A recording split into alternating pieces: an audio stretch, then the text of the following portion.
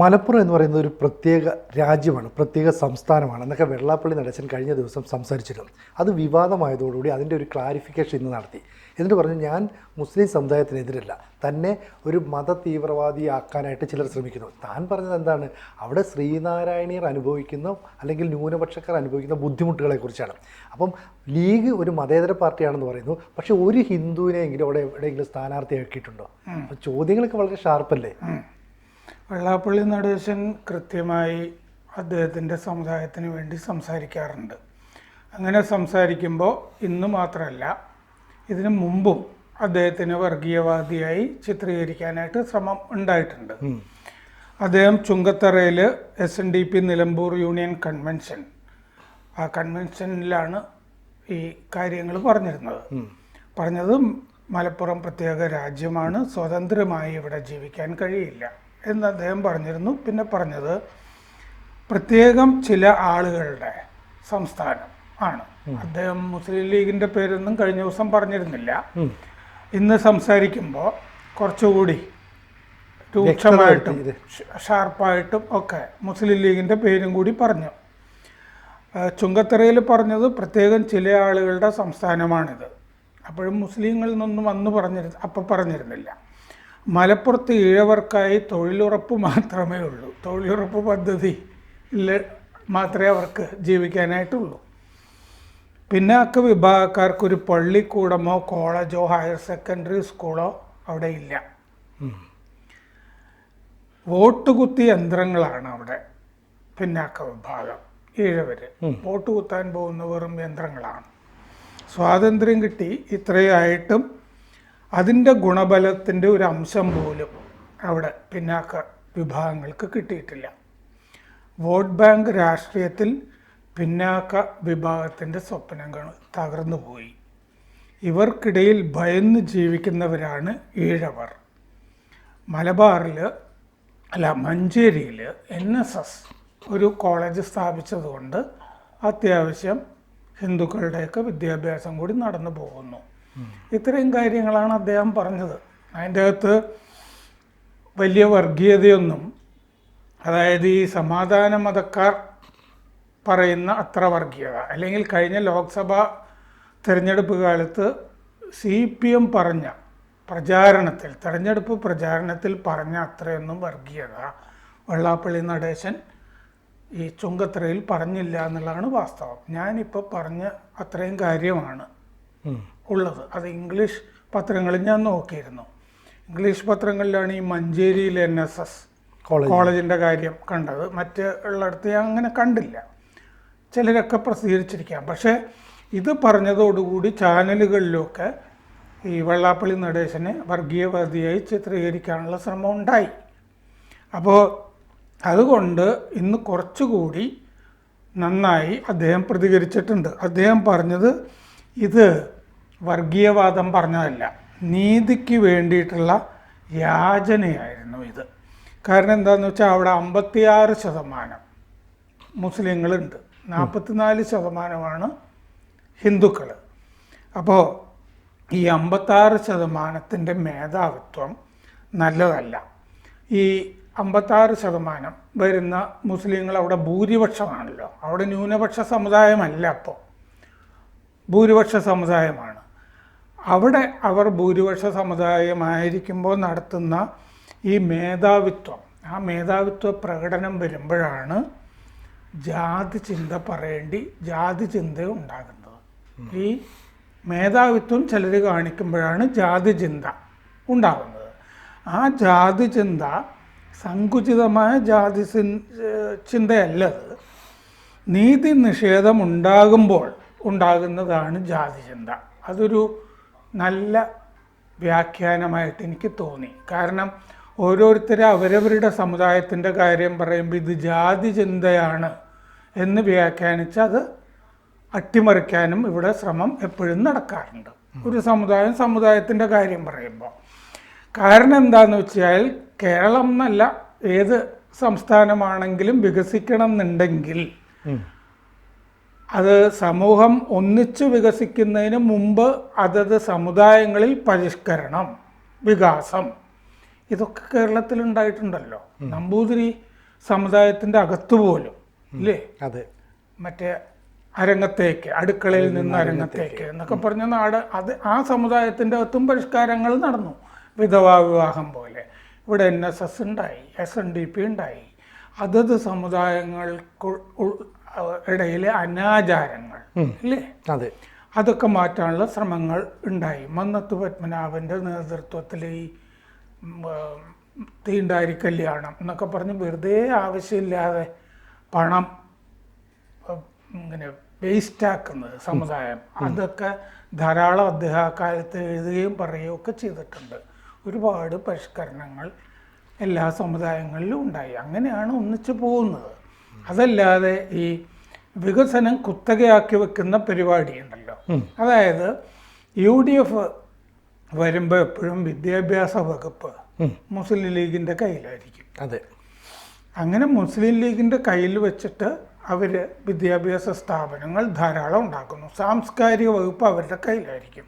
അപ്പോൾ അക്കാദമികളിലൊക്കെ അവരുടെ ആളുകളെയൊക്കെ വയ്ക്കും. ഇങ്ങനത്തെ പരിപാടികൾ നടക്കുന്നുണ്ട്. ഇത് മുസ്ലിങ്ങളെപ്പറ്റി, മുസ്ലിം ലീഗിനെ പറ്റി തുറന്നു പറഞ്ഞു കഴിഞ്ഞാൽ വർഗീയത, ബാക്കിയെല്ലാം മതേതരത്വം, ഇങ്ങനെ ഒരു പറച്ചിൽ കേരളത്തിലുണ്ട്. ഇപ്പോൾ കുറേയും കൂടി ആളുകൾ ഈ BJP ശക്തിപ്പെടുന്നതും കൊണ്ടുകൂടി ആകണം ഇത് സ്വതന്ത്രമായിട്ട് പറയുന്നുണ്ട്.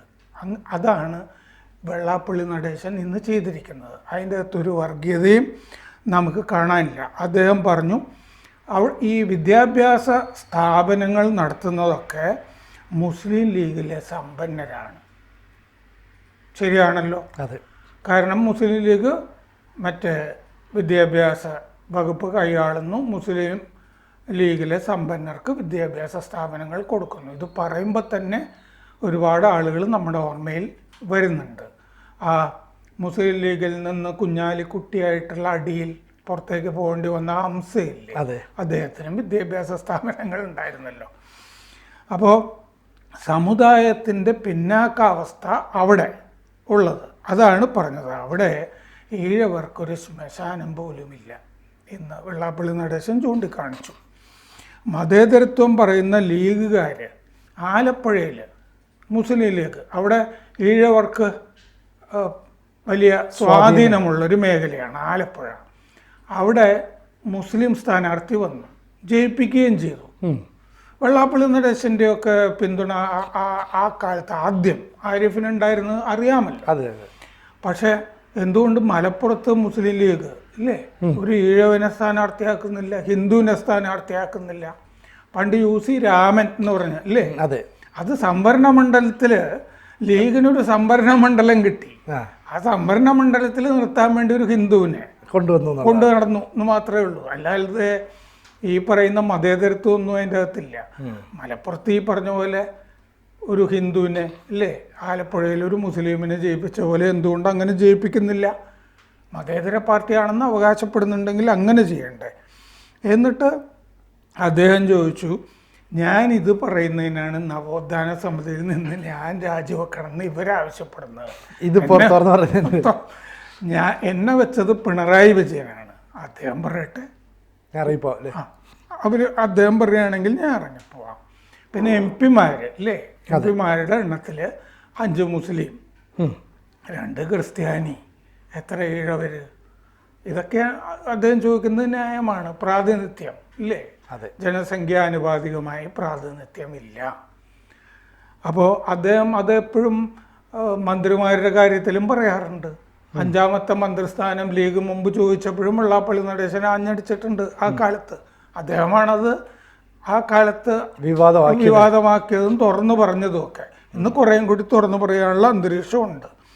അദ്ദേഹം പറഞ്ഞു അവരൊന്നായി നന്നായി, നമ്മൾ പക്ഷെ ഒന്നിച്ച് നിൽക്കുന്നില്ല ഹിന്ദുക്കൾ, അതുകൊണ്ട് നന്നാകുന്നില്ല. അപ്പോൾ ഇത് ഞാൻ പറയുന്നത് സാമൂഹിക നീതിയുടെ പ്രശ്നമാണ്. അത് പറഞ്ഞു കഴിഞ്ഞാൽ എങ്ങനെയാണ് വർഗീയതയാകുന്നത്? ഇതാണ് അദ്ദേഹം ചോദിച്ചിരിക്കുന്നത്. സാമൂഹ്യ രംഗത്ത്, സാമ്പത്തിക രംഗത്ത്, വിദ്യാഭ്യാസ രംഗത്ത് മറ്റേ നീതിയില്ല. ഇത് പറയുമ്പോൾ എങ്ങനെയാണ് വർഗീയതയാകുന്നത്? പിന്നെ സോദരത്വേന വാഴുന്ന മാതൃകാസ്ഥാനം ഇല്ലേ, അതൊക്കെ പറഞ്ഞു അദ്ദേഹം. അത് കഴിഞ്ഞിട്ട് ചോദിച്ചു, ഈ സോദര ചിന്തയെ, ഈ സമുദായം പറയുന്ന ഈ സോദര ചിന്തയെ, സമുദായം കൊണ്ടു നടക്കുന്ന ഈ സോദര ചിന്തയെ ചൂഷണം ചെയ്യുകയാണ്. അതിന് ഇനി നിന്നു കൊടുക്കില്ല. ഇതാണ് വെള്ളാപ്പള്ളി ഇന്നലെയും ഇന്നുമായി പറഞ്ഞിട്ടുള്ള കാര്യം. അദ്ദേഹം പറഞ്ഞിരിക്കുന്നത് മറ്റേ സാമൂഹ്യ നീതിയുടെ പ്രശ്നമാണ്, രാഷ്ട്രീയവുമാണ്, അത് കുറുക്കി കൊള്ളുന്നതുമാണ്. മുസ്ലിം വിരോധിയാണ് വെള്ളാപ്പള്ളി നടേശനെന്ന് ചിത്രീകരിക്കാനാണ് ശ്രമിച്ചത്. അപ്പോൾ അദ്ദേഹം പറയുന്നത് സാമൂഹ്യപരമായ നീതിയില്ല, വിദ്യാഭ്യാസപരമായ നീതിയില്ല, മറ്റൊരു തരത്തിലുള്ള നീതിയില്ല. അപ്പം തദ്ദേശഭരണ തെരഞ്ഞെടുപ്പൊക്കെ അടുത്ത് വരുന്ന സമയത്ത് പോലും ഒരു ഹിന്ദുവിനെ അല്ലെങ്കിൽ ഈ മുസ്ലിം അല്ലാത്ത ഒരാളെ സ്ഥാനാർത്ഥിയാക്കാൻ ലീഗ് നിൽക്കുന്നില്ല. പിന്നെ ലീഗ് എങ്ങനെയാണ് ഈ മതേതരം പറയുന്നത്? അപ്പോൾ വളരെ കൃത്യമായിട്ട് ചോദ്യങ്ങൾ ചെന്ന് തറയ്ക്കുമ്പോൾ ലീഗിന് ഉത്തരം പറയേണ്ടി വരില്ലേ? ലീഗ് ഇന്ന് തന്നെ രംഗത്ത് വരുന്നു വേണം കരുതാൻ. കാരണം ഇന്നലെ വെള്ളാപ്പള്ളിക്ക് എതിരെ പറഞ്ഞത് കുഞ്ഞാലിക്കുട്ടി രംഗത്ത് ഇറക്കിയതായിരിക്കുമല്ലോ. PMA സലാം, സെക്രട്ടറി, ജനറൽ സെക്രട്ടറി, അദ്ദേഹമാണ് വെള്ളാപ്പള്ളി വർഗീയതയാണ് പറഞ്ഞത് എന്ന് പറഞ്ഞ് രംഗത്ത് വന്നത് ഇന്നലെ. അപ്പോൾ ഇനി കൂടുതൽ ആളുകൾ വരാം, അല്ലെങ്കിൽ മറ്റേ തന്ത്രപരമായ മൗനത്തിലേക്ക് പോകാം. കാരണം എന്താണെന്ന് വെച്ച് കഴിഞ്ഞാൽ, വെള്ളാപ്പള്ളി നടേശൻ കഴിഞ്ഞ ലോക്സഭാ തെരഞ്ഞെടുപ്പ് കാലത്ത് എടുത്തിരുന്ന രാഷ്ട്രീയ നിലപാടുണ്ടല്ലോ, ആ രാഷ്ട്രീയ നിലപാടിൻ്റെ തുടർച്ചയായിട്ടാണ് ഈ മലപ്പുറം ഈ സ്വതന്ത്ര രാജ്യമാണെന്ന് പറഞ്ഞപ്പോഴും ആ നിലപാടിൻ്റെ തുടർച്ചയായിട്ടുള്ള രാഷ്ട്രീയമായിട്ടാണ് ഞാൻ കണ്ടത്, വർഗീയമായിട്ടല്ല. കാരണം കഴിഞ്ഞ തവണ ആലപ്പുഴയിൽ കഴിഞ്ഞ ലോക്സഭാ തിരഞ്ഞെടുപ്പ് കാലത്ത് SNDP, വെള്ളാപ്പള്ളി നടേശൻ, അദ്ദേഹത്തിൻ്റെ ഭാര്യ പ്രീതി നടേശൻ, ഇവരൊക്കെ ശോഭാ സുരേന്ദ്രൻ്റെ കൂടെയായിരുന്നു എന്നുള്ളത് നമുക്കറിയാവുന്നതാണ്. അതെ. അപ്പോൾ കഴിഞ്ഞ ദിവസം രാജീവ് ചന്ദ്രശേഖർ വെള്ളാപ്പള്ളി നടേശനെ പോയി കാണുകയും അവർ കുറേ നേരം സംസാരിക്കുകയൊക്കെ ചെയ്തിരുന്നു. അപ്പോൾ വെള്ളാപ്പള്ളി നടേശൻ്റെ ഈ നിലപാട് കൊണ്ടും ഒക്കെ ഇപ്പോൾ സത്യത്തിൽ BJPക്ക് ഇനിയൊരു 5% കാര്യമേ ഉള്ളൂ. വലിയ നേരത്തെ സുരേന്ദ്രൻ പറഞ്ഞ 35 സീറ്റിലേക്കല്ലെങ്കിലും ഒരു 20 സീറ്റിലേക്കെങ്കിലും എത്താൻ ഒരു 5% വോട്ട് കൂടി, അതിൻ്റെ സോഷ്യൽ എഞ്ചിനീയറിംഗ് ആണ് ഇവിടെ നടക്കേണ്ടത്. ഇതിലൊരു പ്രധാനപ്പെട്ട പങ്ക് വഹിക്കാൻ കഴിയുന്നയാൾ ആണ് വെള്ളാപ്പള്ളി നടേശൻ. പക്ഷെ കഴിഞ്ഞ കാലത്ത് അദ്ദേഹം കൈക്കൊണ്ടിരുന്ന രാഷ്ട്രീയം ശരിയാണോ എന്നുള്ള ചിന്ത ചിലപ്പോൾ അദ്ദേഹത്തിൽ തന്നെ ഇപ്പോൾ ഇരുന്നുണ്ടാകാം. കാരണം എന്താണെന്ന് വെച്ചാൽ, അദ്ദേഹം പറഞ്ഞല്ലോ മുമ്പ് അവിടെ മുസ്ലിം സ്ഥാനാർത്ഥിയെ ജയിപ്പിച്ചതാണ് ആരിഫിനെ. അദ്ദേഹം CPMൻ്റെ കൂടെ നിന്നതാണ് ആ കാലത്ത്, അല്ലേ? അതെ, അദ്ദേഹം CPMൻ്റെ കൂടെ നിന്നതാണ്. അതുകൊണ്ട് പ്രത്യേകിച്ച് ഗുണമൊന്നും ഉണ്ടായില്ല. മുസ്ലിമിന് ഈ സോദരത്വം ഭാവിച്ച് സമുദായം പിന്തുണയ്ക്കുന്നു അവിടെ. പക്ഷേ ഈ സോദരത്വം മലപ്പുറത്ത് കാണുന്നില്ല, കാണുന്നത് വാക്കുകളിൽ മാത്രം. അതാണ് അത്. അപ്പം മതേതരത്വം പറയും, വെള്ളാപ്പള്ളി വർഗീയവാദിയാണെന്ന് പറയും. അതുകൊണ്ട് ഇനി ഞങ്ങൾ ഇങ്ങനെ സോദരത്വം പറയാനില്ല. ഞങ്ങൾക്ക് ഈ സോദരത്വം പറയുന്നത് നഷ്ടമാണ്. അത് സത്യത്തിൽ വർഗീയതയല്ല വെള്ളാപ്പള്ളി നടേശൻ പറഞ്ഞിരിക്കുന്നത്, രാഷ്ട്രീയമാണ്. ഇനി കേരളം മുന്നോട്ട് പോകേണ്ട രാഷ്ട്രീയമാണ് അദ്ദേഹം പറഞ്ഞത്. അത് അദ്ദേഹം ലോക്സഭാ തെരഞ്ഞെടുപ്പ് കാലത്തെടുത്ത രാഷ്ട്രീയത്തിൻ്റെ തുടർച്ചയുമാണ്. കൂടുതൽ വാർത്തകളും വിശേഷങ്ങളും നിങ്ങളിലേക്ക് എത്താൻ ABC മലയാളം സബ്സ്ക്രൈബ് ചെയ്യുക, ബെൽ ബട്ടണും അമർത്തുക.